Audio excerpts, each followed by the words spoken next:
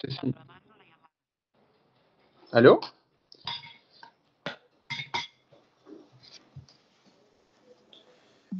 Como les comentaba, es importante que tengan en este caso, eh, a ver, vamos a ver si su compañera, ya un comentario de su compañera, en este caso lo voy a leer.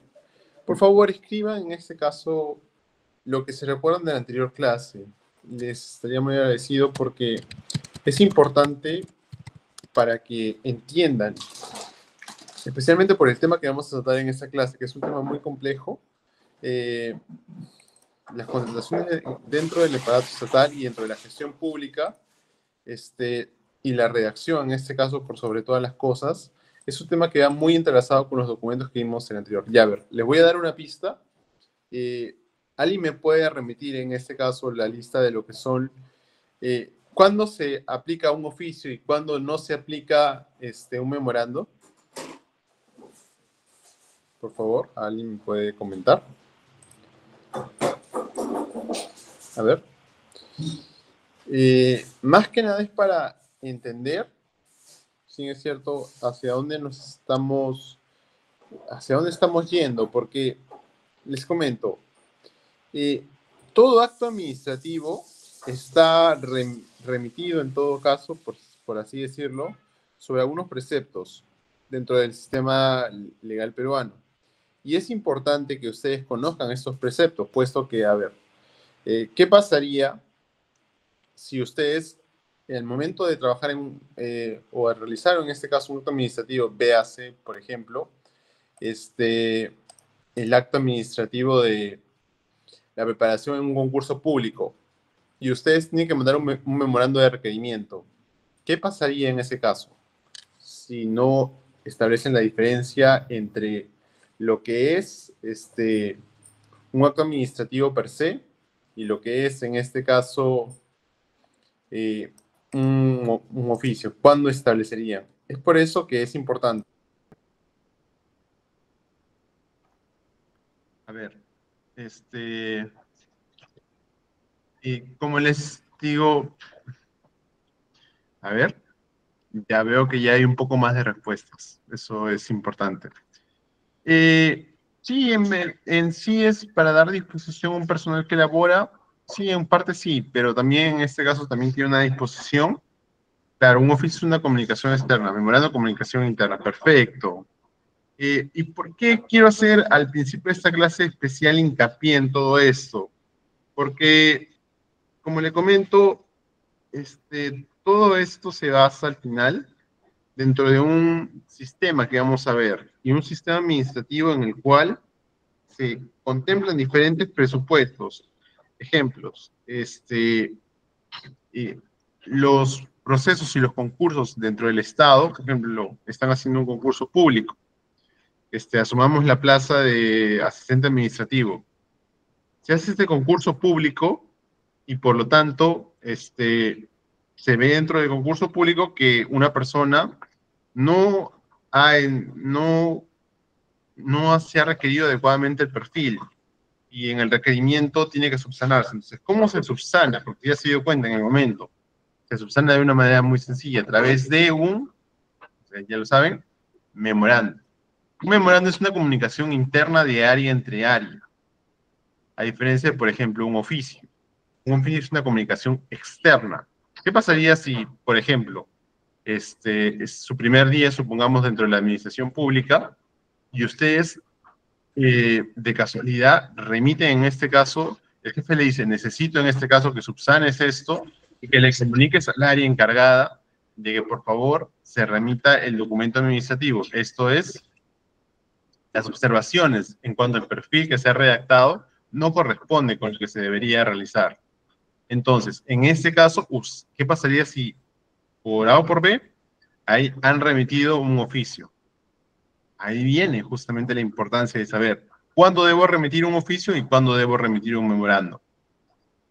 En este caso, como si esto parecen pequeñas cosas, pero al final repercuten de una manera integral dentro de nuestra labor. Y al final lo que estamos haciendo en este curso es preparar y adquirir conocimientos tanto en la práctica como en la propia complejidad del sistema administrativo para entender justamente cómo prever situaciones, comportarnos en situaciones y sobre todo corregir situaciones. A ver, me comentan si por favor ya pueden ver.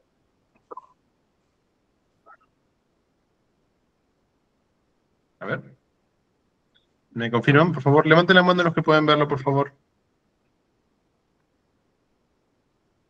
A ver. Levanten la mano los que pueden verlo. A ver. A ver. A ver, levanten la mano los que pueden verlo. ¿Sí? ¿No hay ningún problema? Solo veo una mano levantada. A ver, al menos. ¿Ya? ¿Un poco más? Ya. Listo. Como les estaba indicando, bueno, vamos a ver en este caso, hoy día los documentos en contratación pública, contratos, actos y resoluciones. ¿Por qué les comento esto? Porque sobre todo es importante entender algo. Un acto administrativo no es un acto aislado. ¿Qué significa eso? Todo proceso, ya les indiqué cuándo comenzaba un acto administrativo. Por ejemplo, mediante una solicitud tan simple como, por ejemplo, llenar un formulario solicitando información a transparencia o, por ejemplo, mediante un acto en el cual se rellena un formulario solicitando el certificado de numeración. Ahí ustedes empiezan un acto administrativo. Pero ¿qué pasa? Normalmente los actos administrativos per se no son tan estructurados. Por ejemplo, lo que les he dado los ejemplos son más que nada de los procedimientos de naturaleza, por así decirlo, sencilla. ¿Por qué? Porque hay actos administrativos que son, por su naturaleza y su delimitación, más complejos. A ver, ¿me pueden dar un ejemplo de uno? Yo sé, porque algunas personas creo que tienen experiencia o han trabajado dentro del sector público, quieren trabajar. A ver, para aquellas personas, ¿qué acto administrativo eh, eh, les suena complejo y para desarrollarlo? A ver, coméntenme en los comentarios, por favor. ¿Qué acto administrativo es un poco más complejo? Seguramente lo han visto, les doy una pista. Tiene que ver con recursos humanos. A ver, vamos, sé que son las 8 de la noche, pero hay que hacer un último esfuerzo. A ver, ¿qué acto administrativo ustedes creen que es más complejo y tiene que ver con recursos humanos, por ejemplo? Ya les estoy dando una pista. A ver.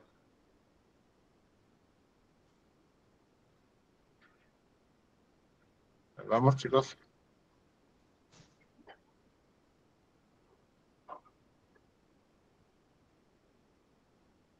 A ver. Vamos, escríbanlo en el chat. No hay respuestas erróneas. ¿Qué acto administrativo es más complejo? Este, y, y es importante. A ver, ¿me pueden? este, a ver, les ayudará en su examen. Si los, en este caso, o quizás pueda venir en el examen. Así que, a ver, respondan. Vamos, chicos, despierten.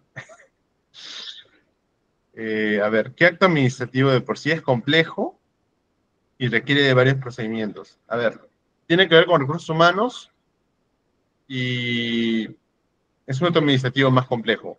A ver, ya, otra pista ya. Cuando ustedes quieren postular al Estado, ¿cómo postulan al Estado? A ver, estoy hablando claro para los estudiantes que están dentro de Perú. Para los estudiantes que están afuera, ¿cómo son los procedimientos en su país para cuando una persona quiere postular al aparato estatal? A ver, por favor. A ver, vamos a ver. Y no voy a llamar por nombres. A ver. A ver, ¿qué? A ver, más pistas. Informe de infracción sobre la ley. Claro, una contestación. ¿Sí? Estimadas, sí. Más pistas. ¿Un informe de infracción de la ley? No. A ver, ¿cómo lo llaman? cuando postulan a un puesto, ya sea CAS 728 para los que están en Perú, dentro del Estado, ¿cómo se llama ese procedimiento? O, por ejemplo, claro, ya tomando la respuesta de su compañera, está cerca. Una contratación, ¿cómo se contrata dentro del Estado? A ver, algunos de ustedes, a ver, vamos a hacer otra pregunta quizás para que lo entiendan, para darles otra pista. ¿Quiénes de ustedes han trabajado como terceros dentro del Estado? Levante la mano. ¿O quiénes han sido proveedores o han trabajado en una empresa que tenga contratos con el Estado? Levante la mano.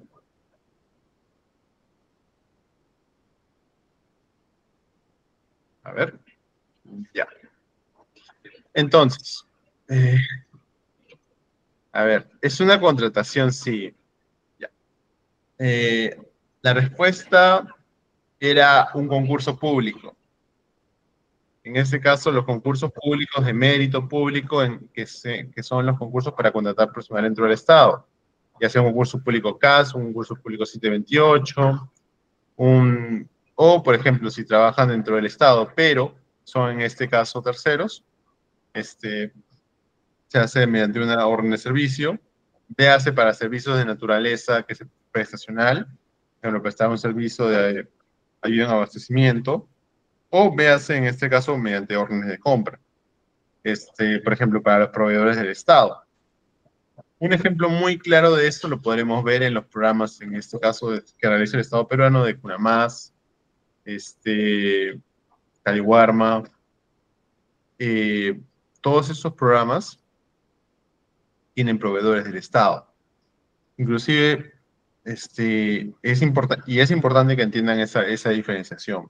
El tema que vamos a entrar el día de hoy es un tema que, bueno, al menos dentro de Perú, se ha elaborado, han habido muchas modificatorias, y por lo tanto va a ser un tema un poco amplio y a la vez extenso. Así que estas preguntas sirven como introducción. Quiero, al menos me da a entender en dónde estamos y hacia dónde estamos yendo. Y hacia dónde estamos yendo. A ver, este,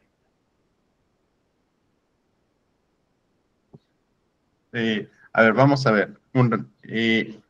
Entonces, creo que dentro de ese tema ha habido tantas modificatorias que al final, bueno, si bien es cierto, no tenemos el conocimiento, estamos acá para aprenderlo. Así que, por favor, presten mucha atención. Si se pierden, por favor, pregunten y pregunten, porque este es un tema un poco complejo y requiero su atención en este caso, al menos particularmente para entender, en la medida de lo posible, cómo se efectúan esos procedimientos, ¿ya? Así que lo que hemos visto hasta ahora han sido actos administrativos regulares y procedimientos administrativos regulares. El que vamos a ver ahora son los procedimientos de contrataciones públicas, donde los contratos, actos y resoluciones. Estos ya vendrían a ser ya, más probablemente dicho, actos administrativos. Y no solo actos administrativos, sino actos administrativos regidos bajo la nueva Ley de Contrataciones Públicas del Estado y su reglamento que ha sido publicado, de hecho, hace muy poco. Así que si alguno de ustedes está interesado en actualizar, en este caso, el registro en el OCE, ese curso les va a ayudar bastante. Entonces, vamos a empezar. ¿Ya?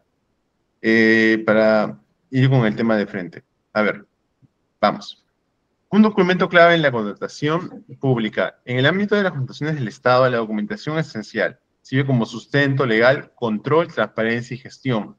Tanto los contratos, las actas, las resoluciones son más que formalismos, son evidencia tangible de las decisiones que deben cumplir la legalidad. Vengo de nuevo al ejemplo. ¿Cómo? A ver, yo necesito un personal para cubrir un puesto de nutrición en el hospital Casimiro Ulloa. Entonces, ¿qué hago? Yo como área usuaria genero el requerimiento. ¿Cómo lo genero el requerimiento? A través de, como ya les había explicado en la anterior clase, hago un informe. El informe se hacen las motivaciones que requieren el personal, justamente, y se manda, en este caso, al área de abastecimiento y presupuesto. ¿Cómo se manda? Mediante un memorando. Mediante un memorando se remite en este caso el informe y en este caso se señala que se requiere contratar a un personal para el servicio de nutrición. Por lo tanto, es que tiene que ser un concurso público para que haga este personal. Entonces, pasa eso y luego con todo se pasa, se aprueba, se tiene la disponibilidad presupuestaria. Luego, mediante otro memorando, se pasa dentro del área ya de recursos humanos y gestión, en este caso personal, y ya posteriormente al final se arma junto con los demás requerimientos de las otras áreas, por ejemplo. La otra área te pide un abogado, la otra área te pide un médico especialista en endocrinología, la otra área te pide un cardiólogo, la otra área te pide una enfermera. Entonces, todos esos requerimientos, nutricionista, enfermera, cardiólogo, médico, endocrinólogo, abogado, y la otra área te pide un contador, todos esos requerimientos se van a configurar en un solo, al final, sustento para que se realice una convocatoria pública. Y en la convocatoria pública, como ustedes quizás dentro de la experiencia habrán podido ver, se realiza no para un solo puesto, porque es mucho trámite el solo hacer para un puesto. Entonces, en atención a los principios de eficacia, que rige todo acto administrativo, se tiene que hacer un procedimiento, en este caso, de una manera amplia. Que quiere decir que este procedimiento, que este concurso público, por ejemplo, no va a ser en atención solamente a los requerimientos de médico, uno para cada uno, sino va a ser el concurso público en la totalidad y van a ser para esos puestos. ¿Cuántas vacantes? ¿Cuántos puestos? Ahí se va a ver justamente de acuerdo al requerimiento del área, por ejemplo. Puede ser que solo se requiera un abogado, 3 nutricionistas, una enfermera y 3 contadores. Puede ser de acuerdo al área. Y entonces va a haber 3 vacantes para 2 áreas, a diferencia de las otras áreas. ¿Ya? Entonces, esta documentación es esencial, puesto que, y recordemos acá es importante, el informe que van a realizar, en este caso, va a servir como sustento al área usuaria para, en este caso, que se convoquen las plazas y las vacantes. Y se haga todo el acto administrativo del concurso público. Así que es bien importante en este caso elaborar adecuadamente el informe. Recuerden, el informe tiene que ser claro, preciso, conciso, explicando adecuadamente y de manera puntual qué se requiere. Requiero tal profesional por tal razón. Simple. El contrato administrativo y la naturaleza del requerimiento. Un contrato administrativo es un acto jurídico de derecho público que formaliza la relación entre la entidad pública y un proveedor, o en este caso, entre la entidad pública y un ciudadano, dependiendo de qué tipo de contrato administrativo estamos hablando. Contrato, más que nada se emplea más que nada para los contratos administrativos de servicios. Por ejemplo, yo contrato con una empresa que provee servicios de seguridad para que provean al Hospital Casimiro Ulloa de personal de seguridad. Y justamente esa empresa, normalmente es un consorcio, provee en este caso al personal de seguridad que va al hospital y justamente les resguarda. Se rige por la ley 30225 y su reglamento, iniciando la ejecución de prestaciones pactadas. Debe suscribirse un plazo de 10 días hábiles a la notificación de la buena pro y presentando la garantía de fiel cumplimiento si aplica y sin impedimentos. Dentro de la garantía hay muchas limitantes dentro de la propia ley. Por ejemplo, no limitantes, sino cosas que se deberían mejorar, que por ejemplo la garantía de fiel cumplimiento, que es generar un documento con formas legalizadas, pero más allá de eso, es un acto de los que al final los actos administrativos terminan adoleciendo en muchas falencias que luego posteriormente son explotadas, ¿vale? En atención a los plazos y en atención a la naturaleza de la administración pública. Por ejemplo, a ver, y aquí quiero hacer un paréntesis. Si ustedes trabajaran en una empresa, y asumo que, bueno, la mayoría trabaja dentro del sector privado, ¿qué pasaría si, por ejemplo, el gerente general, la persona que está viendo todos los procesos, la cambian de la noche a la mañana y viene otro con ideas totalmente diferentes? Y después que en un mes se hayan adaptado a su ritmo de trabajo, viene otro y con otras ideas inclusive totalmente más diferentes y plazos en este caso, y otro modo de trabajar, porque ustedes saben, cada persona tiene un modo de trabajar diferente. Entonces, ¿qué pasaría en esos casos? Pues que sus procedimientos y su modo y su flujo de trabajo van a cambiar diametralmente. Eso significa que, por ejemplo, si ustedes estaban elaborando un contrato para la prestación de servicio de seguridad, con la nueva persona que va a venir, eh, los criterios van a ser otros, van a ser, oye, no quiero la persona más capacitada, quiero el personal más barato. Oye, no quiero el personal que tenga más, que sea más barato, sino quiero el personal que tenga la mayor cantidad de efectivos. Cambia totalmente, porque cambia la visión, en este caso, de la persona que lo está solicitando.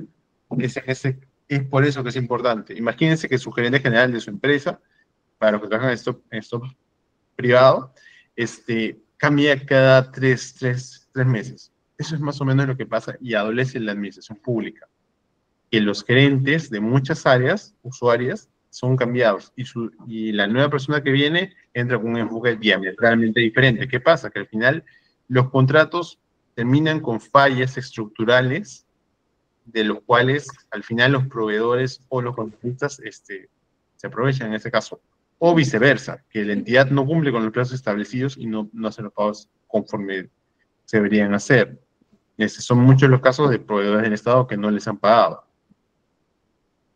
En este caso, vamos a ver brevemente el contenido y las cláusulas del contrato. Recuerden, todo contrato debe incluir la identificación de las partes, el objeto contractual, plazo de ejecución, monto y condiciones de pago, penalidades por incumplimiento, causales de resolución, mecanismo de solución de controversias.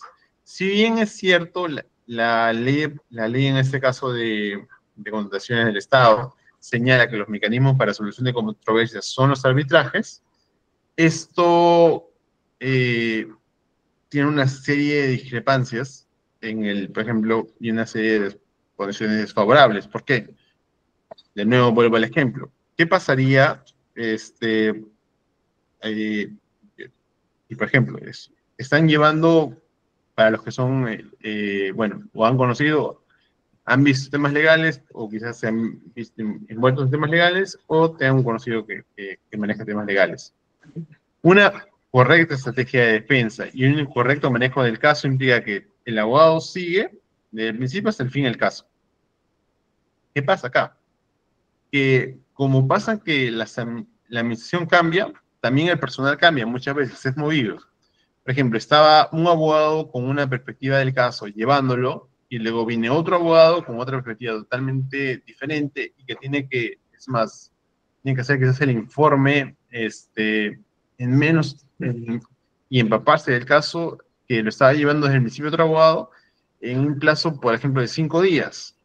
Y obviamente no va a ser tan buena la defensa o tan pulcra la defensa como un abogado de estudio particular, regularmente de grandes estudios, que en este caso, desde el principio hasta el fin, están con el mismo abogado y con los mismos, en este caso, con las mismas partes, en este caso. Para ellos es mucho más fácil encuadrarlo y llevar el presente caso. Por eso en gran cantidad de los arbitrajes del Estado, lamentablemente mucho el Estado pierde ahí muchos casos.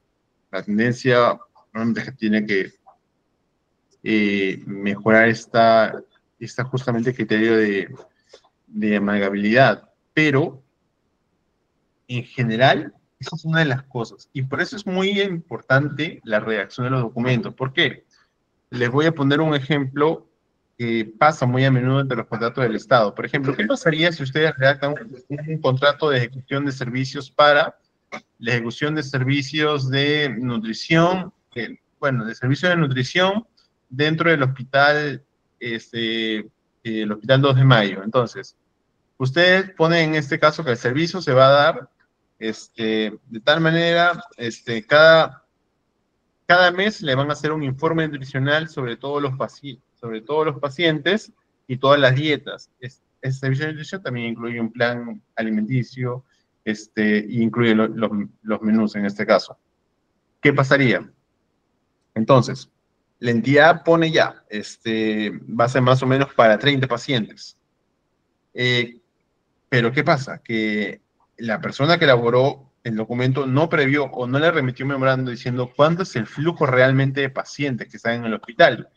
Entonces, el personal contratan al proveedor y resulta que el proveedor se entera que tiene que hacer no un servicio de nutrición para 30 personas, sino para 50. ¿Por qué? Porque el flujo de pacientes es 50, al final como mínimo. Entonces, ¿qué va a hacer en este caso el proveedor? Se pone en contacto con sus abogados y dices, sobre el plazo y el monto de la ejecución, en este caso, eh, hay en este caso una causal para la resolución de contrato. Porque justamente tú me señalaste que tú me contrataste para darte 30 y me obligaste a hacerte un menú un menú nutricional y todos los procedimientos que ello implica para 50 personas. Entonces, ¿qué te voy a...? Ese contrato anulo, o si no, hacemos una adenda. Y normalmente las adendas, o una, son un precio mucho más elevado, y dos, en este caso, el monto pactado para la condición de pago va a aumentar. Entonces, aumenta la adenda. Ya imaginemos que el proveedor no es tan usurero y dice, ya, ok, ya, redactemos la adenda. Pasa que la adenda al siguiente mes viene y no son 50, sino son 80 pacientes. Se hizo de nuevo el servicio, todo se concluyó, todo bien. Dices, oye, ha cambiado el flujo. Entonces, el local primigenio y se hace una adenda de nuevo. ¿Y qué pasa? Con múltiples adendas para que siga el servicio, dentro de una de ellas no vas a tener la certificación presupuestal y no vas a poder pagarle. Apenas pasa esa situación, probablemente le dice, oye, te intimo para que me pagues, o si no, caso contrario, se resuelve el contrato por incumplimiento contractual y nos vamos a arbitraje. Ahí, toda esa situación se basa, como les explico, por no haber remitido un memorando. Bueno, es una simplificación, pero más o menos quiero vender la idea. Toda esa situación que les estoy comentando se basa por no haber remitido un memorando, señalando justamente cuánto es el flujo aproximado de pacientes que requiere el hospital, en este caso. Y sobre ese flujo, cuánto es el porcentaje de variación, para que dentro del contrato se diga, si el servicio puede ser para 30 personas, pero puede incluir una variación hasta llegar a 80. Y sobre esa variación se va a dar el porcentaje estimado por cada paciente. Más o menos que hay un monto determinado que dan las concesionarias, en este caso, de una servicio de nutrición, alimentación, todo lo demás. ¿Ven cómo un documento administrativo puede solucionar o puede ocasionar gran parte de los problemas? Es por eso que les encanta la importancia de entender qué documentos se va a hacer en cada etapa del proceso. ¿Muy bien? Entonces, con este ejemplo quiero que entiendan que no solo es hacer el contenido, sino también se trata de irte más allá y ver en este caso cómo van a funcionar los presentes contratos. Entonces, vamos con siguen siendo las cláusulas, son o si son el tipo de los son estandarizadas. La redacción clara previene conflictos y nulidades.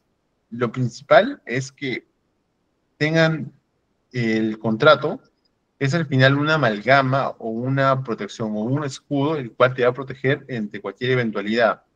Y lo que pasa dentro de muchas contrataciones del Estado, como les he señalado en el presente ejemplo, es que no identifican los posibles problemas.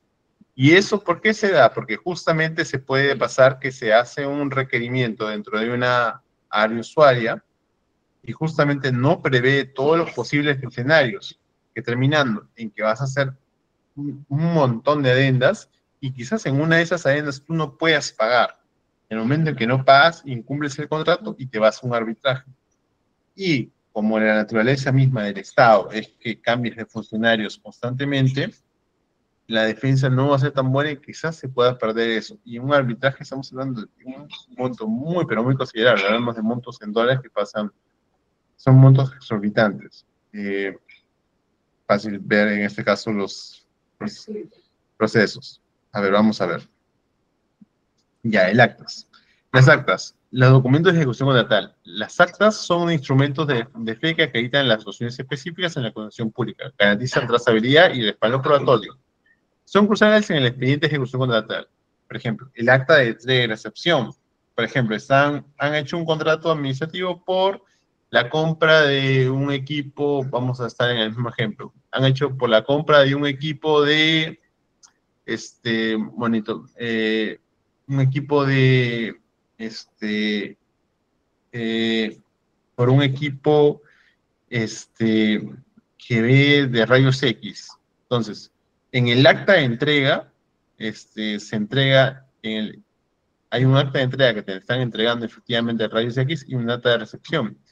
¿Qué pasa si dicen que, ok, está todo bien, pero no está conforme a lo pactado? Porque según el contrato, tenía que ser, en este caso, efectuado que el rayos X tenga visión 4K. Todo eso implicaría una causal de rescisión. O que lo devuelvan al proveedor, le dicen, no te lo voy a aceptar hasta que me des conforme a lo pactado. Implicaría, si el funcionario lo recibe o lo redacta mal el acta, una posible nulidad y un procedimiento administrativo sancionado para ese funcionario. Asimismo, el acta de conformidad acredita la aprobación o la conformidad de servicios u obras. Por ejemplo, se contrata de nuevo, se hace una contratación por menos de 8 UITs, en este caso para brindar el servicio de contratar a un profesional de nutrición para el hospital, en este caso, el Policlínico Naval de San Borja. Entonces, se lo contrata a ese profesional por un monto determinado y se pone, en este caso, se ejecutará en 3 armadas, en una orden de servicio.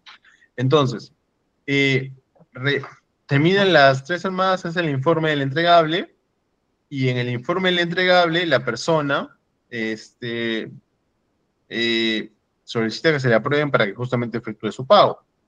Pero ¿qué pasaría si ese profesional omitió una de las condiciones, en ese caso del servicio, y no lo efectuó? Entonces, o por ejemplo, eh,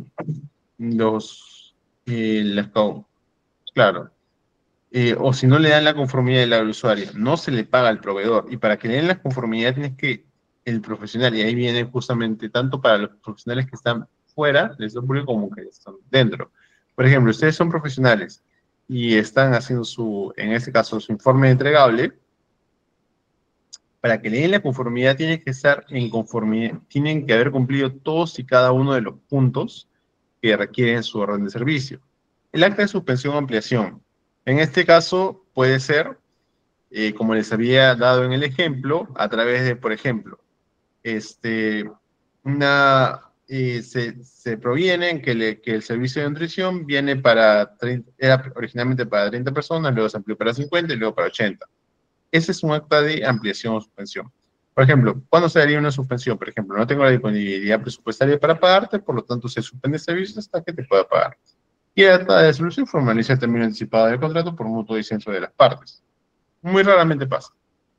Actos administrativos de decisiones formales. Los actos administrativos son un medio formal por el cual la entidad pública adopta decisiones. Los actos administrativos tienen que ser motivados, más que nada como un requisito para la validez del contrato, y están contenidos dentro de la ley 2744, el tubo de la ley 2744, y dentro de las contrataciones públicas están contenidos en la ley de contrataciones del Estado, que a su vez está también normado por su reglamento, en este caso. Deben ser emitidas por un órgano competente, motivadas y notificadas debidamente. Recuerden que la notificación también puede ser una notificación electrónica. En este caso, la falta de cualquiera de estos elementos puede motivar la nulidad de pleno derecho. Así que es muy importante, tanto para afuera como para adentro, y son funcionarios públicos, sumamente importante que tengan todos esos elementos. ¿Por qué? Porque si no cumplen y pasa que hay una nulidad o algo, a ustedes les va a caer la responsabilidad y el procedimiento administrativo sancionador, y va a tener un procedimiento quizás en Contraloría. Y son los administrados. Y si no detectan estas falta de motivación, en este caso, puede que tengan una serie de actos administrativos que, si los hubieran impugnado, hubieran podido ganar. Y por lo tanto, tener un poco más de solvencia económica. Por ejemplo, no les han dado la buena pro, pero no les han notificado. Ese era un elemento de nulidad. Y al no, en este caso, notificarles, perdieron la buena pro, y imaginemos que la buena pro era por una hora de abastecimiento para parques zonales en el distrito de San Luis, por más o menos el monto eh, vamos a hacer un monto de X, 50.000 soles. Han perdido esa cantidad de dinero solamente por no impugnar. Entonces, vamos. La integración de la documentación, una coherencia y un control. La gestión documental requiere coherencia entre contratos, actos y resoluciones. No puede haber inconsistencia, dado que, en conformidad con los principios del derecho administrativo, hay un principio llamado el principio de predictibilidad. Todos los actos administrativos emitidos por una entidad tienen que ser previsibles. ¿Qué significa eso? Recordemos que el Estado es una entidad jurídica creada para, en este caso, representar a todos los ciudadanos, pero no deja de ser un ente jurídico creado. Entonces, ese Estado no puede decir, oye, te otorgo esto y luego, 5 años después, no te otorgo. No funciona así. Tiene que haber una coherencia y una motivación debida entre los contratos, actos administrativos y resoluciones. Las inconsistencias pueden acarrear responsabilidades administrativas, civiles o penales, que son dadas en este caso mayormente por los órganos de control, en este caso el famoso OSI, el órgano de control institucional que está a cargo de la Contraloría General de la República, que verifica la legalidad y la calidad documental, asegurando que se respetan los plazos, principios de economía, transparencia y eficacia. La capacitación del personal es clave para evitar esos inconvenientes. Ahora, los fundamentos, en este caso, ahora vamos a un tema ya un poco más, quizás engorroso, pero muy necesario dentro de la gestión pública actual.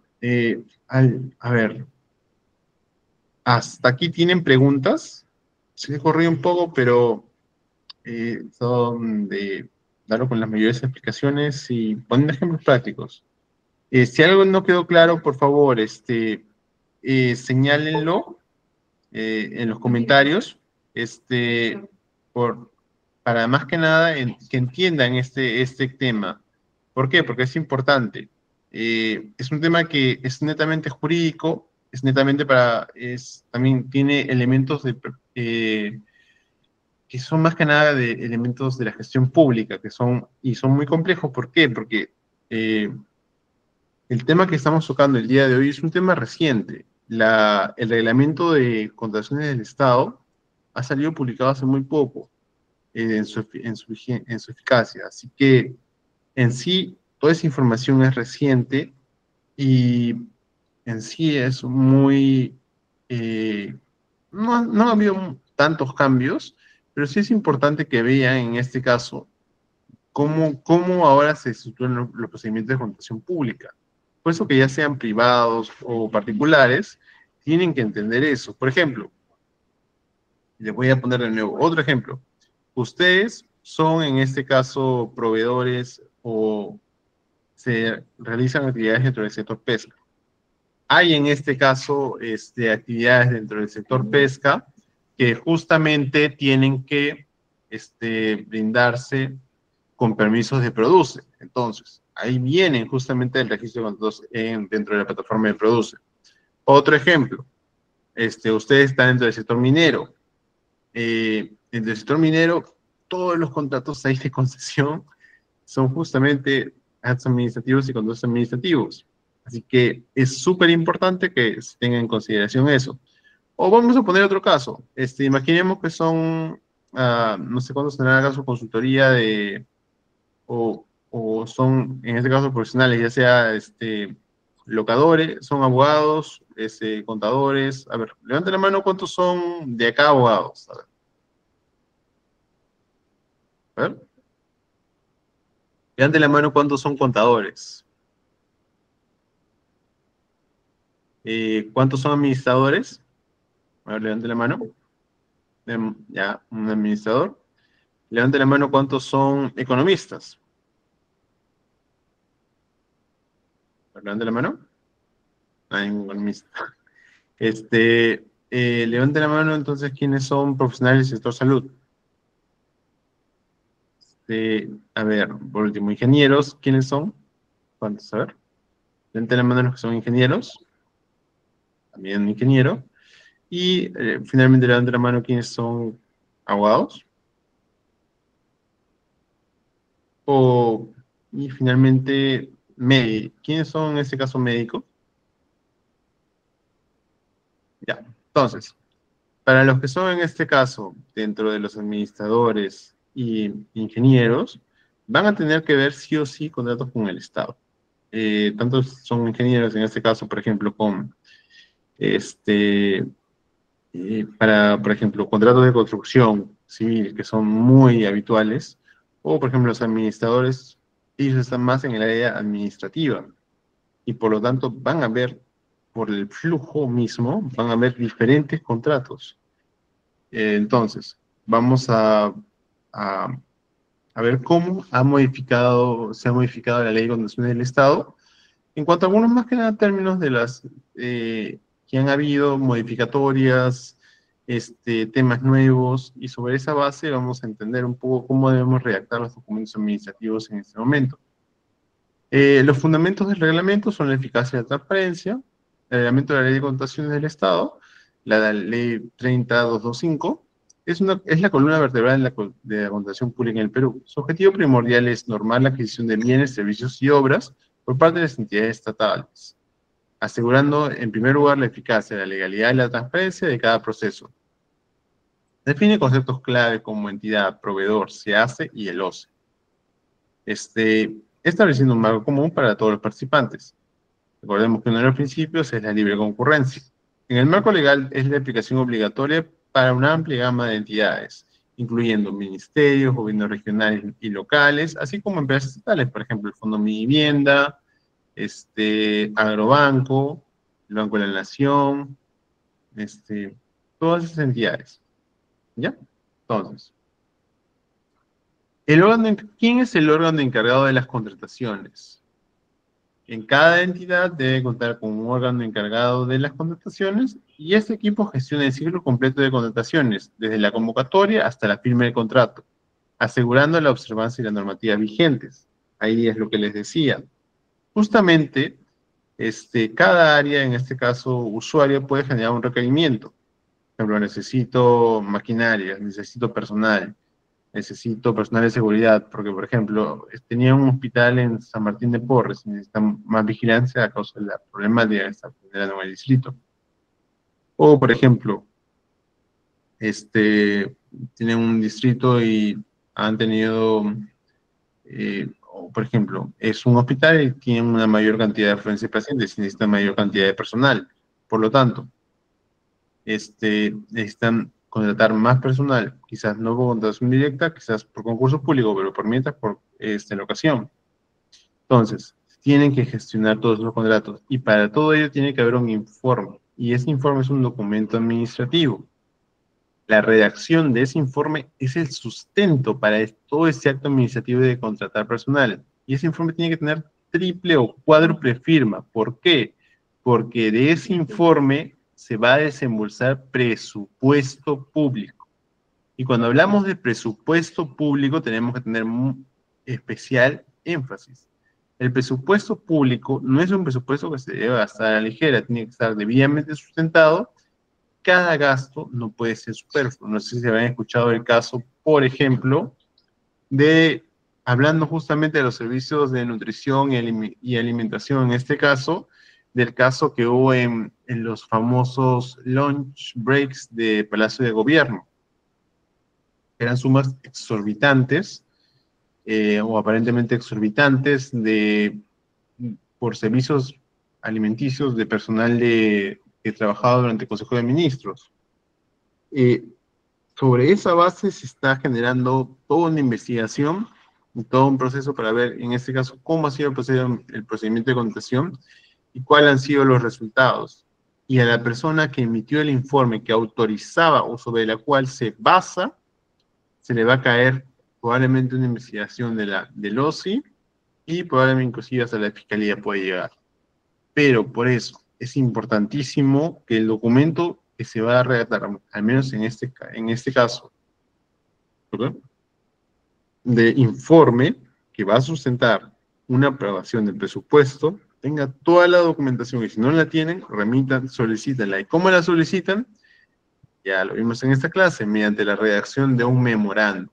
Y van a remitir el memorando correspondiente a obtener toda la información y tener la seguridad. Ahora, la capacitación y la experiencia.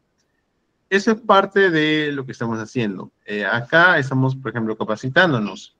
El personal en este caso tiene que estar capacitado y preferentemente certificado por el OSCE, con experiencia mínima requerido para según el tipo de procedimiento. Por ejemplo, vamos a poner el nuevo ejemplo. Voy a requerir a un nutricionista de piso para el hospital de el Casimiro Ulloa, de nuevo. Y también requiero un jefe de piso para el hospital Casimiro Ulloa. Se presentan dentro de la convocatoria para un concurso público dos nutricionistas. Una que ha tenido experiencia dentro del aparato estatal y otra que no ha tenido experiencia con el aparato estatal.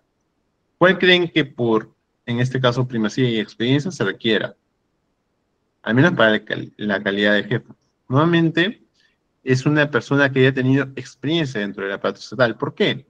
Y eso no se basa justamente en los criterios que se malinterpretan dentro de la prensa, que son simplemente que el personal del Estado gravita dentro del Estado. No es así. Lo que pasa es que trabajar dentro del Estado implica también conocer procedimientos internos de la entidad y sobre los cuales uno puede manejar y puede entender muchas cosas y puede al mismo tiempo solucionar diversos inconvenientes. Por ejemplo, si una persona ha trabajado ya anteriormente en el área de nutrición de piso y ha visto cómo es el flujo, cómo funcionan los procedimientos internos del hospital, es mucho más fácil el control del personal y es mucho más fácil fijarse. En cambio, si pones una persona del sector privado al sector público de golpe, no digo que nunca, que no sea el caso, pero a menos que sea un practicante, cuando lo pones en un puesto de alta dirección, lo primero que va a saltar a la vista es que esa persona no conoce los procedimientos. Y al menos en el primer mes de adaptación, va a ser un mes en el cual constantemente van a haber todo tipo de procedimientos que se van a caer y van a haber todo tipo de conflictos, en este caso que pueda haber. Por ejemplo, no se revisaron los pisos adecuadamente, pese a que se revisaron, no se cumplieron con las normatividades, y justamente con la implementación. Todas esas cosas te da la experiencia. En los años dentro del sector público no pasan en vano. Cada año de experiencia son canas, preocupaciones, estrés, que te han servido. Y ahí viene bueno, al menos una reflexión para esta clase, que si en este caso tienen problemas o diversos tipos de incertidumbre o gran cantidad de estrés, todo ese estrés posteriormente se va a transformar en conocimiento, porque han atravesado situaciones complicadas y le han encontrado soluciones en este caso. O el solo hecho de atravesarlas les da una mirada diferente, por lo tanto quizás más cautela, o quizás en este caso un nuevo método para afrontar esas situaciones. Ahora, el comité de selección, el famoso comité de selección. En los procedimientos de mayor complejidad, por ejemplo, van a otorgar una buena pro de una obra vamos a hacer un caso bien sonado. Por ejemplo, los casos de Odebrecht. ¿Cuántos de acá, levanten la mano, conocen los casos de Odebrecht? A ver, levanten la mano. Acá no creo que ha sido un caso muy mediático, al menos dentro de Perú. A ver, ¿cuántos de acá conocen los casos de Odebrecht? Los famosos casos de Odebrecht. Ya veo que uno. A ver, no creo que solo uno. Al menos los de Perú deben conocerlo, porque es uno de los casos más sonados. A ver, ¿cuántos de acá conocen los casos de Odebrecht? Ya, veo que dos. Ya. Entonces, voy a usar este ejemplo porque justamente Es donde ahí viene el tema del comité de selección. El comité de selección es un grupo de profesionales encargados de seleccionar. En teoría es un comité imparcial y con miembros sin conflicto de interés y probada capacidad técnica y reforzada que refuerza la integridad del proceso. ¿Qué pasa? Por ejemplo, se pone un grupo de profesionales, por ejemplo, en la Municipalidad de Lima, por ejemplo, en la ex gestión de la señora Susana Villarán, este, para aprobar en este caso las líneas 1 del metro, 2 del metro, y darle la buena pro a una empresa, por ejemplo. En todo el procedimiento, para darle la buena pro, se tiene que tener un comité imparcial y sin miembros sin conflicto de interés. ¿Pero qué pasa? Que en estos casos lo que pasaba era, y bueno, como aún no se resuelve la causa hablo en supuestos, con unos supuestos, hasta que no se demuestre con un fallo judicial lo contrario, dado que el caso todavía sigue en juicio. En este supuesto, supuestamente, la empresa Odebrecht o OAS se habría comunicado indebidamente con los funcionarios públicos de la municipalidad, inclusive creo que hay una noticia muy sonada de este caso últimamente en los medios, y para que simplemente a través de acuerdos monetarios se les dé, en este caso, la buena pro y por lo tanto se consigan las obras. Ese es un caso de un comité de selección, o un supuesto caso de un comité de selección que no ha seguido el procedimiento establecido. Y en este caso, lo ideal es que un comité de selección sea imparcial, con miembros sin conflicto de interés y con prueba de capacidad técnica. Sobre ese criterio, por ejemplo, no es lo mismo tener un comité de selección para obras que un comité de selección, por ejemplo, para temas de personal médico. Son dos criterios totalmente diferentes. O, por ejemplo, no es lo mismo tener un comité de selección para un proyecto minero, en este caso por otorgamiento de concesión, o tener un comité de selección simplemente para personal, de personal, o en este caso un comité de selección para determinadas compras, o hacer en este caso una carretera. Hay diferentes tipos de procedimientos y diferentes tipos de profesionales que se requieran para cada procedimiento. Así que la capacidad técnica varía en los diferentes procesos. Asimismo, respecto a los conflictos de interés, ahora no sé si cuántos están al nuevo margen sobre las declaraciones juradas de interés. Por ejemplo, y viene otro ejemplo. ¿Qué pasaría si ustedes son familiar de un congresista o de un ministro? Ustedes no pueden participar, en este caso, como proveedores del Estado. Si ustedes lo contratan, en este caso, una entidad estatal, no podrían, salvo ahora con la nueva modificatoria, que hayan trabajado dentro de la entidad y han tenido carrera durante un periodo más quizás de 2 años, salvo en esos casos, y que se demuestre que no hay influencia, salvo en esos casos, estarían impedidos. Otro supuesto impedimento, hay una declaración jurada de intereses, y por ejemplo, su cónyuge, su conviviente, su esposa, o su ex esposa, o o su cuñado, trabajan dentro de una entidad estatal, dentro de un cargo, y ustedes postulan al mismo cargo. Imaginemos que trabajan dentro del Ministerio de la Producción. Ustedes van a postularse como proveedores de Estado, ni siquiera directamente ahora, porque con la nueva modificatoria ahora, por ejemplo, basta que sean accionistas, por ejemplo, de una empresa que va a postularse, y ya tienen impedimento, porque tienen impedimento de interés, justamente como parte. Imaginemos que inclusive peor todavía el caso, que sea un miembro del comité de selección. Entonces ya obviamente va a influir. Lo ideal es que no pase, pero tenemos que también adecuarnos a un mundo pragmático. Que ¿podrían haberse dado situaciones? Sí, quizás puede haber, pero la ley está hecha para prever y mitigarlo en la medida de lo posible, porque al final se trata de probar la mejor propuesta y la que sea de mayor beneficio para todos nosotros, que somos parte de los ciudadanos que integran a los cuales el sistema público debe, en este caso, ayudar. Me gusta. Entonces, ahora para esto viene la planificación estratégica o el plan anual de contrataciones, el famoso llamado PAC. El Plan Anual de Contrataciones, o bien llamado PAC, es una herramienta clave que permite a las entidades públicas planificar sus necesidades de bienes, obras y servicios en consonancia con los objetivos estratégicos y su presupuesto. Recordemos que toda entidad pública, para hacer cualquier acto, tiene que tener el presupuesto para hacerlo. No es porque no es como una empresa. En una empresa, el gerente dice, vamos a hacer B y todos hacen B. No.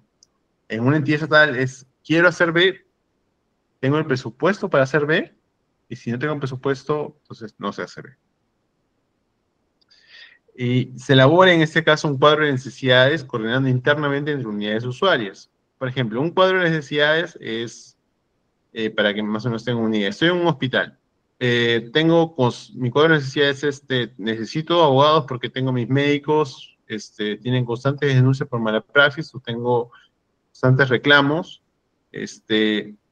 asimismo, también necesito médicos para los contratos, necesito abogados para los contratos del hospital, necesito nutricionistas para el piso, para atender a la gran cantidad de pacientes que viene a quedarse al hospital, necesito enfermeras porque están aumentando los pacientes, necesito asimismo insumos, necesito más gasas, más equipos médicos, más habitaciones, más camas, más eh, todo tipo de insumos que necesite de acuerdo a lo que internamente cada área usuaria requiere. Por ejemplo, en la parte de tesorería necesitan más personal, en este caso, para ejecutar, en este caso, todas las coordinaciones de pagos. El PAC aprobado en los primeros, el PAC se aprueba regularmente en los primeros 3 meses del año fiscal y es publicado en el CIACE. Es un instrumento de control esencial que permite verificar la planificación y evitar adquisiciones sin sustento. Sus modificaciones, justificadas por sus situaciones objetivas e impredecibles, deben registrarse en el sistema. Por ejemplo, ¿cuál podría ser una modificatoria justificada por situaciones objetivas e imprevisibles? Por ejemplo, que pase de nuevo otra pandemia.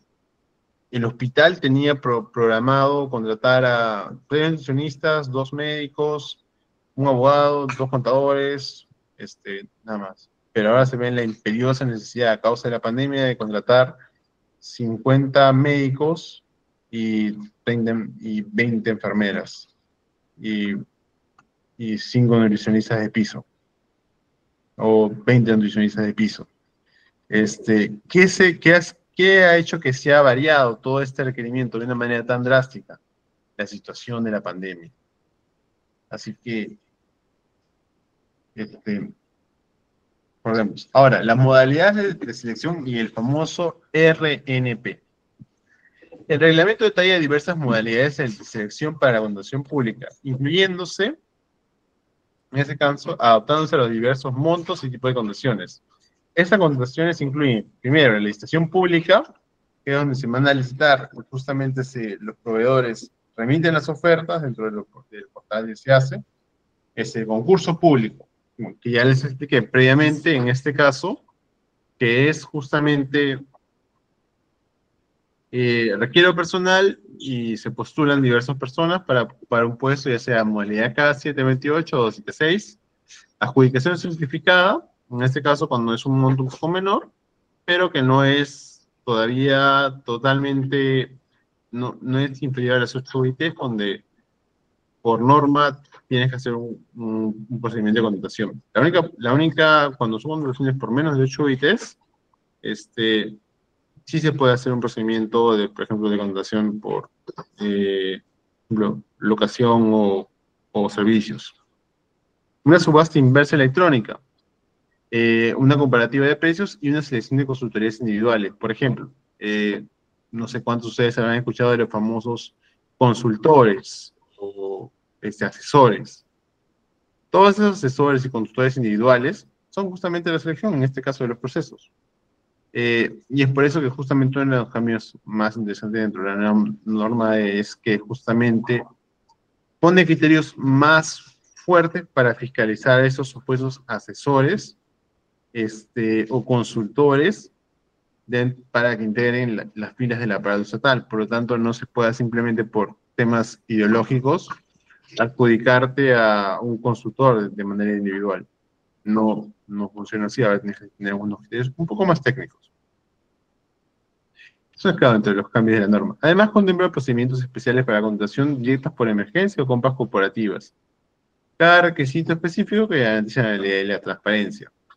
En este caso, los procedimientos especiales para contratación directa por emergencia, más que nada esta ley y su reglamento fueron ampliamente influenciados por todo lo que pasó en la época de la pandemia, donde por la pandemia se tuvieron que hacer gran cantidad de procesos por emergencia y lamentablemente luego en fiscalizaciones posteriores se vio que no se habían realizado con toda la transparencia posible.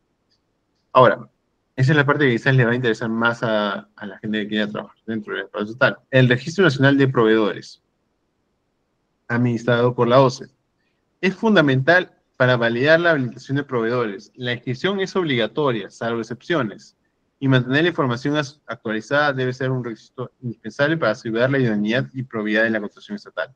¿Qué significa esto? Por ejemplo, ustedes quieren ser, ¿quién postula para ser locadores de servicio imaginemos, el MIS, el Ministerio de la Mujer, el CONADE, el Ministerio de la Mujer, el Ministerio de la Producción, la SUNAFIL, X entidades del Estado. Pero ¿qué pasa? Les van a decir dentro de cuando le remitan, en este caso, su oferta o le remitan, en este caso, su requerimiento, para que justamente presenten su oferta, ahí les van a dar señalar si cuenta con registro de RNP. ¿Por qué es indispensable tramitar el registro de la RNP?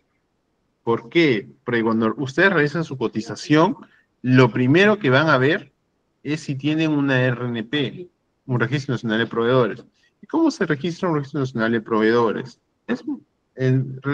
Sencillo, es muy sencillo. Si van a la página donde está para el RNP, hacen el pago en el Banco de la Nación, en este caso, y en un plazo de 2 o 3 días hábiles ya tienen su constancia y por lo tanto ya pueden participar del procedimiento de selección a nivel estatal.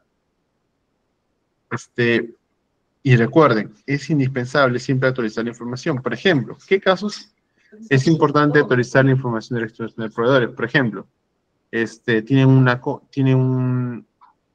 la persona ya tiene esposa, o tiene cuñado. Esa información es relevante, por eso que tu cuñado puede ser una persona que trabaja directamente para tu estatal, en un cargo importante, y puede ser quizás algo que amerite 2 o 3 veces ver la idoneidad de la persona. O, por ejemplo, en este caso, si el cónyuge también quiere postular al mismo tiempo a la misma entidad, es también una causa importante que tiene que inscribirse obligatoriamente. Entonces, el régimen sancionador y la solución de las controversias. Dentro del procedimiento administrativo, y ahí viene la parte en que les estoy queriendo hacer mucho hincapié, es que cuando ustedes no realizan un documento adecuadamente, vienen las famosas auditorías y en este caso las diferentes denuncias que le pueden realizar. Los funcionarios públicos son pasibles a las sanciones, en este caso administrativas, civiles y penales. Y es por eso que cada documento que se emite tiene que tener triple, cuádruple revisión, porque es muy importante. Por ejemplo, si es cierto, el Reglamento de Contratación del Estado establece un riguroso régimen sancionador para proveedores y servidores públicos que implican la normatividad, veas inclusive una sanción de hasta 6 meses y hasta sanciones ya mucho más altas. Lo regularmente que se ha ido es por un sistema más sancionador. Entonces, vamos de nuevo al ejemplo. A ver, ¿qué creen que pasaría si ustedes han hecho un procedimiento, han emitido un informe? Vamos a Han emitido un informe y como informe han señalado que necesitan un servicio de abastecimiento para la compra de 500 papeles, 500 hojas bond, 500 files. Y la aprueban. Pero ¿qué pasaría si el área se olvidaron pedirle al área de presupuesto mediante memorándum que si tenían disponibilidad presupuestaria para eso? ¿Qué creen que les va a pasar? Imagínense que son funcionarios públicos. A ver, para que respondan en los comentarios, mientras voy leyendo los comentarios, y yo pregunto a sus compañeros. Digan, a ver, ¿qué creen que les pasaría?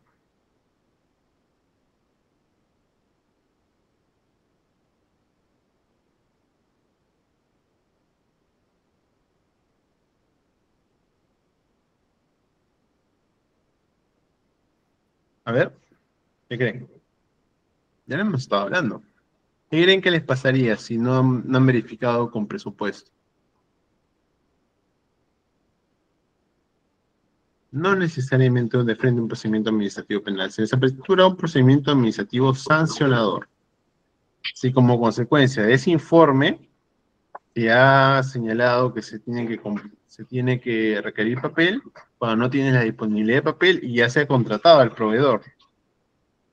Ahí tienes toda una situación que va a derivar en responsabilidad administrativa funcional. Cuando hablo de responsabilidad administrativa funcional, significa sanciones a nivel administrativo, que pueden implicar desde amonestaciones verbales, escritas, hasta la destitución del funcionario. Y en los peores de los casos, la inhabilitación para ejercer la función pública durante un periodo de tiempo determinado.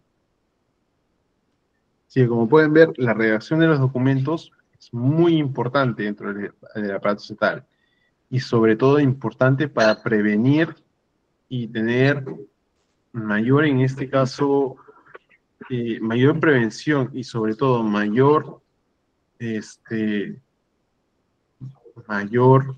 precaución al emitir cada documento administrativo y un mayor énfasis en justamente los documentos. Administrativo, sanciones, inhabilitación, despido, bueno, no sé si podría haberse un despido porque, claro, ahí entra un tema más laboral. Ojo que la inhabilitación te impide trabajar para el Estado y nuevamente ser apartado de la institución, en este caso por causa justa. Penal en caso que se detecte la comisión de delito. Sí, exactamente. Eso ya más que nada en términos ya del informe de control que hace auditoría, que se hacen las auditorías entre la Contraloría General de la República. Pero sí, efectivamente, puede pasar todo ese tipo de sanciones. Recordemos que el despido es ya entra un tema más que nada de laboral, ya de recursos humanos, pero claro, si se demuestra una falta grave, lo más probable es que se remueva el personal. O, por ejemplo, si hay un personal contratado, por ejemplo, por locación de servicios. Se determina el contrato y se le imponen las penalidades de ley. Ojo, que ahora los locadores, en este caso, sí se les sabe el procedimiento, en este caso administrativo, en muchos de los casos. Así que, vamos por sí. Ahora, ¿quién es el que les ve en este caso? Vamos a ver los procedimientos administrativos sancionadores. ¿A quién en este caso, cuando se realiza un procedimiento administrativo sancionador, se va a recurrir? Al Tribunal de Contrataciones del Estado, que es un órgano hospitaloso que es la autoridad competente para imponer sanciones, que van, como les señalaba, desde las amonestaciones hasta la inhabilitación definitiva para contratar con el Estado, garantizando el derecho a la defensa. Ojo, no solo se trata de, por ejemplo, que hayan incumplido, sino, por ejemplo, que hayan incumplido con actos como presentar la declaración jurada de intereses. Por ejemplo, vamos a hacer un ejemplo práctico. Imaginemos que, a ver, vamos a ver con los compañeros presentes. Vamos a ver. Imaginemos que el señor Gustavo Cárdenas es ministro de Economía y que la señorita Andrea Puma tiene en el ejemplo que estamos poniendo, es la hermana del señor.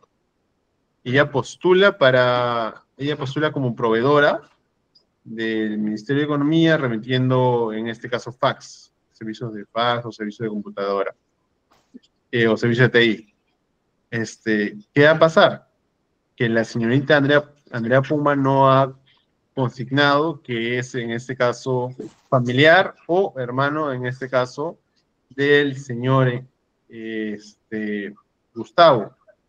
Entonces, bajo ese esquema, la señorita es denunciada y en este caso es llevada ante el Tribunal de la OCE.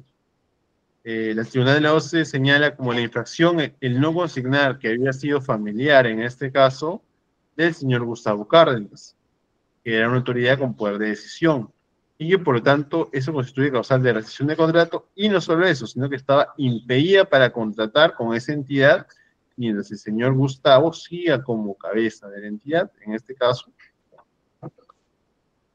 Como ven, todo el sistema de contrataciones administrativas es un sistema muy complejo, en el cual es importante mirar los detalles. Recuerden, con la nueva ley de contrataciones del Estado, si ustedes, y con el debido respeto, claro, a los compañeros, y de antemano darles las gracias por usar sus nombres en este ejemplo que es hipotético, pero son casos de la vida real. Por ejemplo, ¿qué pasaría si son dos cónyuges, son dos esposos? Su esposa está trabajando en el Ministerio de Economía y usted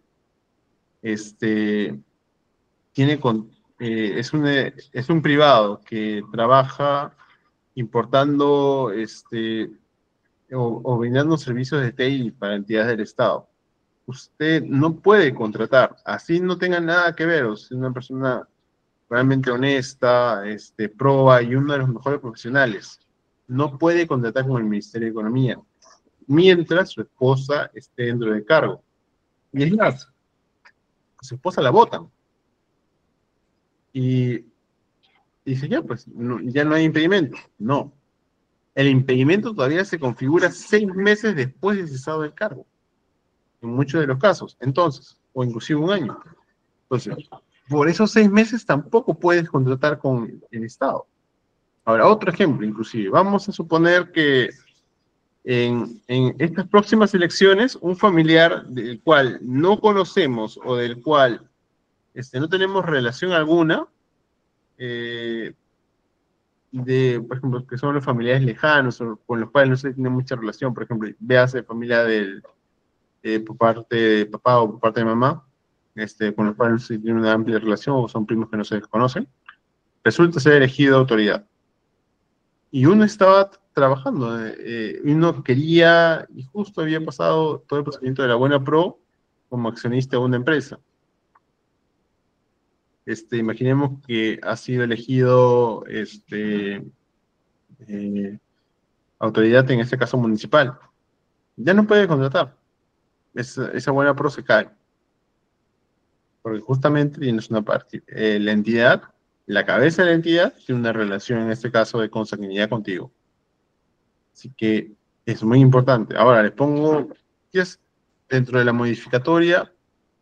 Una de las cosas negativas que se le puede achacar dentro de la presente ley es justamente la nueva modificatoria de que este impedimento de consanguinidad directa, por ejemplo, yo no puedo contratar a mi hermano, a mi papá, a mi mamá, no apliquen en los casos muchas veces de los congresistas que han hecho la modificatoria. Para ellos, muchas de estas limitantes no les afectan. Por lo tanto, pueden contratar familiares, ya amparándose bajo esta normatividad. Es un cambio que no sé cómo lo van a aplicar, la verdad, pero es algo que hay que tener presente. Y es justamente dentro de eso es lo que viene el día de hoy. Si ustedes trabajan en el Estado, tienen doble carga. No solo hacer sus labores, sino también revisar en este caso quiénes son su entorno o su familia. Tanto su familia directa como la familia en este caso que se tiene tanto del conviviente como del cónyuge. Inclusive es más, les pongo bueno, una de las cosas más curiosas de los experimentos para contratar con el Estado es que, y en la elaboración de su documento, en la declaración, en este caso, si tienes impedimento o no, inclusive si ya no están casados, igual sigue el impedimento, que es un excónyuge, y se tiene que declarar. Más, si es el hermano de tu ex esposa, se tiene que declarar. Es más, si eres viudo, no hay relación alguna. Si eres viudo, en este caso, no hay, ya igual tienes ese impedimento. Si, por ejemplo, uno es viudo, acaba de enviudar y la hermana de la persona es un funcionario, igual tienes el impedimento para contratar. Es, es en este caso. Hay que por eso tener cuidado y ver los impedimentos. Ahora, uno de los cambios más importantes que ha pasado dentro de esta ley es justamente el cambio en que si uno ha tenido, ha trabajado en una entidad durante más de 2 años en la misma línea de carrera y ha demostrado probidad y una línea de carrera que entró simplemente. El hecho de que entre, por ejemplo, vamos a poner un caso extremo, pero para que vean más o menos por dónde va. Yo he trabajado durante una entidad durante más de 5 años. He trabajado, por ejemplo, vamos a poner en este ejemplo, yo he trabajado durante más de 5 años en el Ministerio de Economía y Finanzas. Como soy administrador, en el puesto para los administradores, estaba dentro del puesto de tesorería.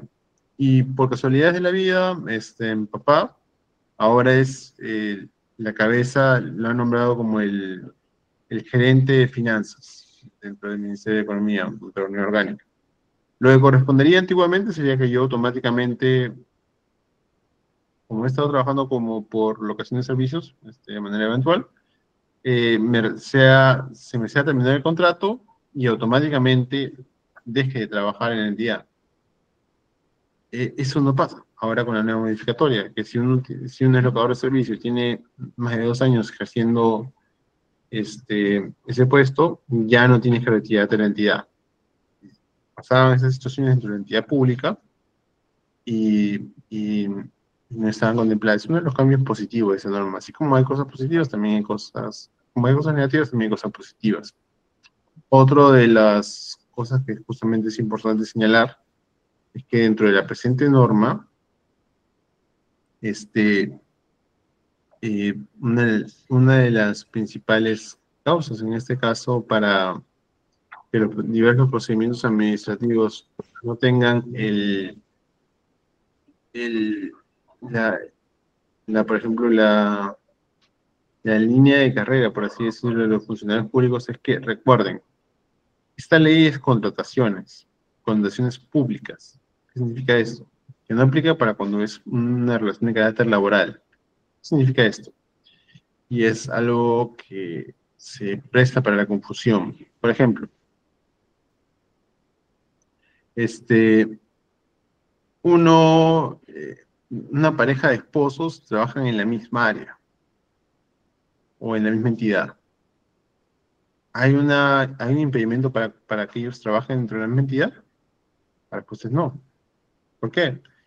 Porque ellos no tienen una relación netamente contractual, no tienen una relación, se puede argumentar, su relación es más que nada a nivel laboral. Entonces, ya no es simplemente un contrato, sino es una relación laboral. Diferente sería el caso de que, por ejemplo, mi esposa está dentro eh, en el aparato estatal y yo postulo a la misma área, no como para como trabajador, sino como locador de servicios, alguien que posee en este caso como una orden de servicios. Ahí sí se configura ese pedimento. ¿Ya? Con los ejemplos prácticos les estoy tratando de poner en este caso porque aunque no lo crean, la elaboración de documento administrativo y gestión de la documentación administrativa viene en gran parte en revisar las declaraciones juradas de impedimentos. ¿Por qué? Porque tiene uno que revisar, en este caso, si tiene familiares, tiene que consignar familiares en donde trabajan y si configurarían un impedimento o no. Por eso es muy importante que dentro de la redacción, en este caso, de los documentos administrativos, se tenga en consideración que esos documentos no necesariamente tienen que guardar el orden determinado. Y ahí viene justamente. Hay que guardar mucha cautela, mucha prudencia y sobre todo cuando uno se va a postular a diversos procesos de contratación, ya sea en este caso licitaciones, eh, para postularse como locador, proveedor en este caso, tiene que tener esos impedimentos dentro de el orden de acciones y planificación. Quizás no pueda para una entidad, pero se pueda para otra. Por ejemplo, si tiene un familiar o algo dentro de una entidad que pueda ocasionar impedimentos, nada impide que se pueda presentar a otra entidad donde quizás ese impedimento no esté vigente. Un ejemplo de eso puede ser, tengo impedimento en el Ministerio de Economía, porque tengo un familiar directo ahí de consanguinidad, tengo a mi hermano. Pero no tengo impedimento para contratar con el gobierno regional de Ucayali, porque ahí no tengo un familiar. Sí, me quiero entender un poco.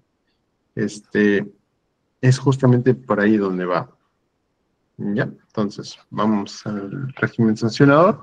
Para resolver conflictos, la normativa provee mecanismos alternos como la conciliación, el arbitraje, la Junta de Resolución de Disputas, evitando obligatoriamente, especialmente en obras públicas de alto valor. Estos métodos buscan la solución eficiente, especializada, fortaleciendo la seguridad jurídica y promoviendo la inversión en el marco de la contratación pública. Más que nada, como les señalaba anteriormente, todos estos mecanismos para conciliar, en este caso, realizar un arbitraje y una resolución de disputas, son especialmente dirigidas a obras públicas de alto valor, pero el mecanismo que prevé siempre la normativa es justamente el arbitraje. Y el arbitraje todavía sigue teniendo lamentablemente los problemas que se han tenido en los últimos años. Ahora, a modo de conclusiones y reflexiones, la contratación pública se sustenta en documentos que dan vida a cada fase del proceso. ¿Qué significa? Que ustedes tienen que tener especial cuidado en cada documento, memorando, informe, oficio, todo documento que pongan va a servir de sustento, especialmente cuando es sustento para justificar una resolución, en este caso, ya sea tanto una resolución administrativa como un acto administrativo de contratación que amerite presupuesto público. Sobre todo esos casos, puesto que si pasa, tienen que ustedes tener todo el marco normativo y tienen que tener toda la prudencia necesaria para revisar, en este caso, esos documentos y no emitir una declaración, en este caso, que pueda alterar. Y sobre todo que pueda alterar y que pueda este, no, no servir para los fines en el cual se está realizando. Por ejemplo, este, en una contratación para ver, en este caso, eh, de los servicios de un proveedor, de un tercero, si no tienen la disponibilidad presupuestaria, no se puede. Asimismo, tienen que tener, en este caso, plena conciencia de los impedimentos para contratar, puesto que al final pueden ser causales inclusive de nulidad. Eh, Como les decía anteriormente, no siempre uno va a saber toda la normativa aplicable para el Estado, pero va a saber en este caso gran cantidad de la normativa que les puede resultar de gran ayuda. Eh, y sobre todo, entender cómo se establece todo este sistema y entender el sistema en su totalidad. No basta con los impedimentos, no basta con las sanciones. Tiene que uno evitar. ¿Cómo se evita? Pues leyendo el documento 5, 6, 7, 8, 9 veces para evitar, en este caso, que pase las obligaciones. Todo eso al final evita que que al final se tengan situaciones, se tengan procedimientos de control y sobre todo en este caso que se den los actos administrativos dentro de la brevedad posible. Toda contratación se basa en los documentales y los documentales sustentan y dan fase a cada vía del proceso. La elaboración técnica con criterios técnicos de manera clara y atendiéndose a la legalidad no solo garantiza el interés de la entidad, sino el interés público, y la mejora continua es indispensable para una gestión honesta y orientada a resultados. Nos podemos quejar mucho de las autoridades, pero ¿cuántos de nosotros, la verdad, conocemos en este caso todos los procedimientos administrativos y todas las prohibiciones dentro de los procedimientos administrativos? Recuérdense que a diferencia del aparato privado, el aparato estatal, es un aparato en el cual implica una serie de procesos que no son regulares, por ejemplo, en la gestión privada. Por ejemplo, los cambios constantes de directivos o los cambios constantes de gerentes afectan los procedimientos administrativos y asimismo la alta rotación del personal. Con ello ya concluimos la presente clase. Espero que de verdad, claro, la administración les haya quedado muy claro la clase, los conceptos desarrollados acá. Recuerden que todo documento administrativo al final va a producirse un acto. Y si por algo quiero terminar con esto, sean cuidadosos al emitir un acto administrativo, sean cuidadosos al emitir un documento administrativo. Y siempre vean las prohibiciones que tienen, en este caso, ya sea como particulares o como trabajadores públicos. Eso es todo. Muchas gracias y gracias por su atención o su paciencia.